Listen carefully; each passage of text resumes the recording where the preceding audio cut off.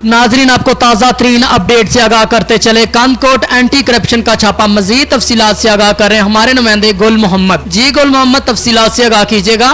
कनकोट anti corruption का छापा। कनकोट anti corruption police की मजिस्ट्रेट के हमरा यूनियन काउंसिल गुलनपुर के चेयरमैन के दफातर पर छापा। कनकोट छापे के दौरान दफ्तर का अमला मौजूद न होने पर दफातर सील। कनकोट कश्मीर तहसील के यूनियन काउंसिल गुलनपुर के चेयरमैन अब्दुल हमीद मदारी का दफातर में मुख्तलिफ स्कीमों के मद में करप्शन की शिकायत पर छापा मारा गया।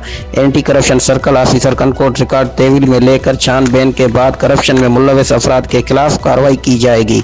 Anti corruption circle officer Shahid Bashir Khose का। जी गुल मोहम्मद, आपका बहुत शुक्रिया।